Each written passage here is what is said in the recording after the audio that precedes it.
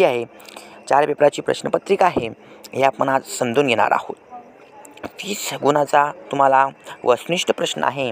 यामध्ये पहिला प्रश्न आहे त्यातला अ भाग, यात एकूण 5 प्रकार आहे। त्यातला पहिला प्रकार आहे विधाने पूर्ण करा। पारंपरिक जोड्या लावातला 6 प्रकार आहे। यामध्ये तुम्हाला वाक्य हे लिहून त्यात उत्तर पूर्ण वाक्य तुम्हाला लिहावं लागणार आहे। यामध्ये बघा, सोव्हिएट रशियाचे विघटन या वर्षी झाले। तुम्ही पाहू शकता वेगवेगळ्या प्रकारचे इथे आहेत। पुस्तकाच्या आतूनही ज्या जोड्या आहेत किंवा विधाने आहेत ती दिलेली आहेत। 1919 उत्तर तुम्हाला इथे स्क्रीनवरती आहे। मी तुम्हाला फटाफट क्विकमध्ये दाखवून देतो। त्यानंतर ब भाग आहे, प्रत्येक गटातील जी चुकीची जोडी आहे ती दुरुस्त करून लिहायची, म्हणजे ओळखायची आहे। परीक्षेवर जे उत्तरपत्रिका येईल त्यामध्ये चुकीची जोडी प्लस दुरुस्त जोडी तुम्हाला लिहायची आहे। मी झूम करून परत दाखवतो तुम्हाला। बघा, तुम्ही पाहू शकता एकूण 3 जोड्या तुम्हाला विचारल्या जातील 3 मार्कासाठी।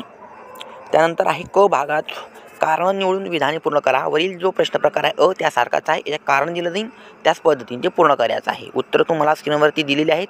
ही प्रश्नपत्रिका एक वेळेस तुम्ही सोडून पाहू शकतात। त्यानंतर समर्पक म्हणजे योग्य संकल्पना, म्हणजे थोडक्यात नावे लिहा हा प्रश्न प्रकार आहे।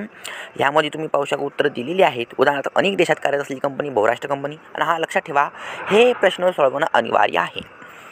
हे एकूण 4 आहेत। त्यानंतर ई आहे, गटात न बसणारा जो शब्द आहे तो ओळखायचा आहे, तो लिहायचा आहे। फक्त हा शब्द लिहायचा आहे, तो 4 मार्कासाठी असेल।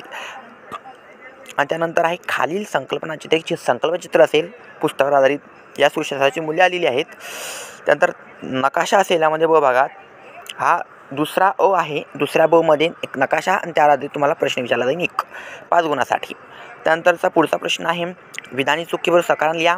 यामध्ये तुम्ही चुकीबरोबर लिहून सकारण ते 2 ओळीत स्पष्ट करायचं आहे, जे 10 मार्कासाठी असेल 5।